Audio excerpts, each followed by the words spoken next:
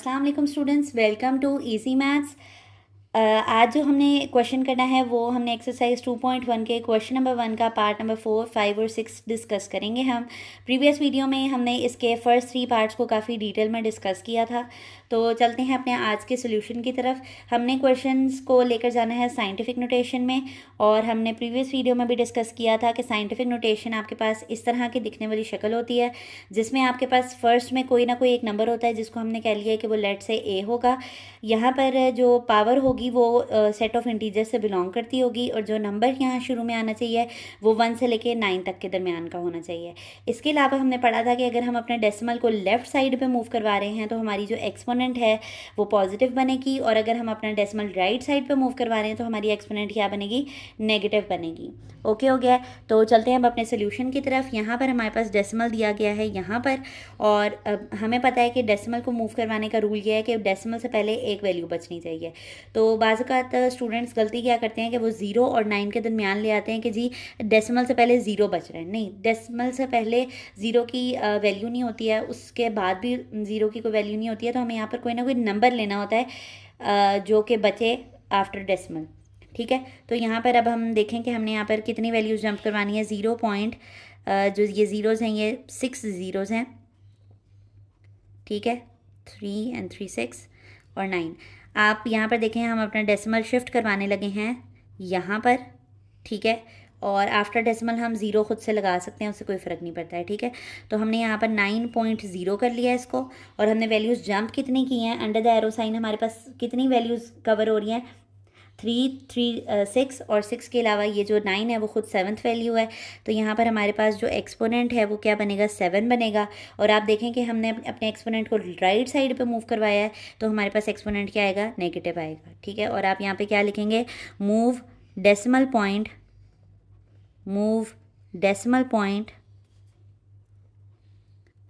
7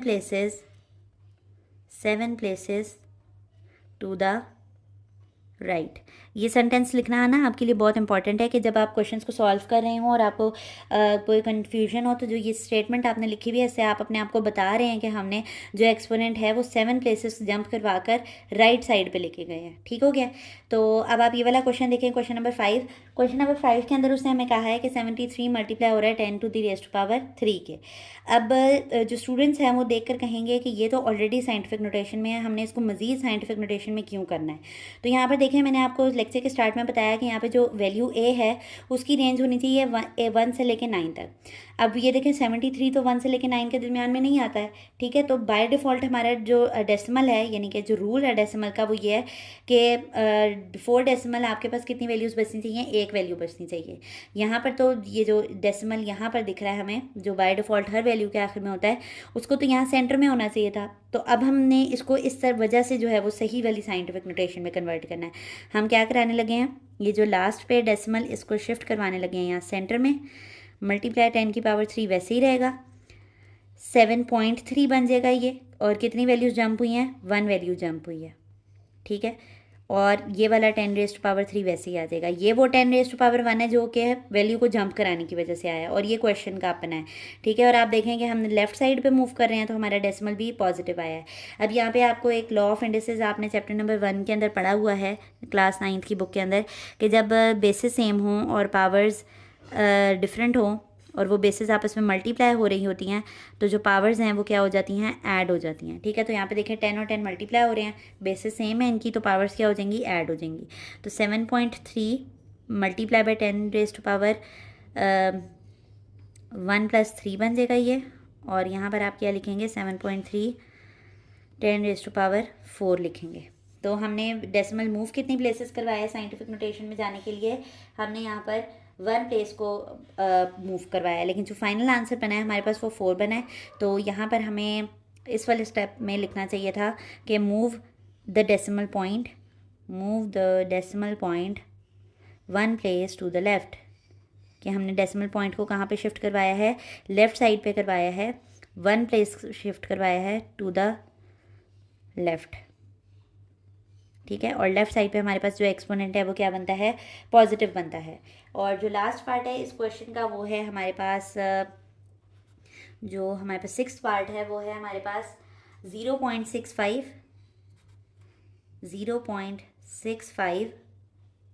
into 10⁻²।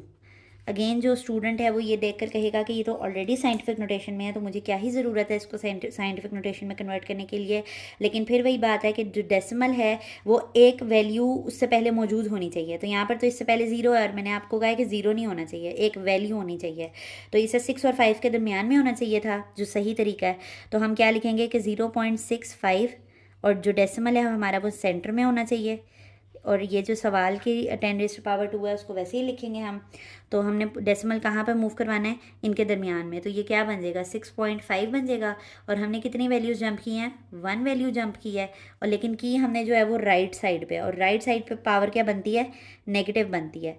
तो और ये जो क्वेश्चन का 10⁻² था ये वैसे ही आ गया, ठीक है।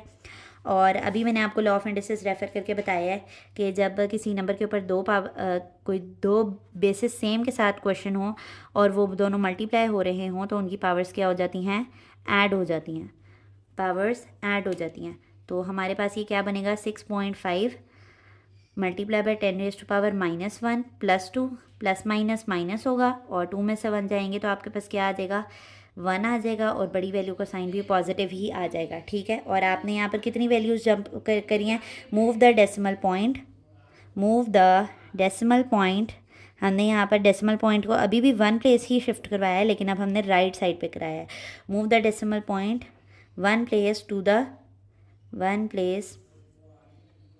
To the right. और जब हम राइट साइड पे मूव करवाते हैं तो हमारा डेसिमल जो एक्सपोनेंट है वो नेगेटिव होता है, लेकिन वो सॉल्व आउट होने के बाद पॉजिटिव ही बन गया है।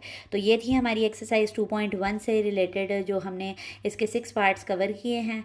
तो आपको उम्मीद करती हूँ कि ये सारे पार्ट्स समझ आए होंगे और आपकी अंडरस्टैंडिंग अच्छी डेवलप हुई होगी। बहुत ईजी से शॉर्ट क्वेश्चन हैं, पेपर में एज अ शॉर्ट क्वेश्चन पूछे जाते हैं। तो अगर आपको हमारा वे ऑफ टीचिंग ईजी लगता है तो हमारी वीडियोज़ को लाइक कर दिया करें और चैनल को सब्सक्राइब कर दें ताकि आप हर नई आने वाली वीडियो आप तक पहुँचती रहे। अल्लाह हाफ़िज़।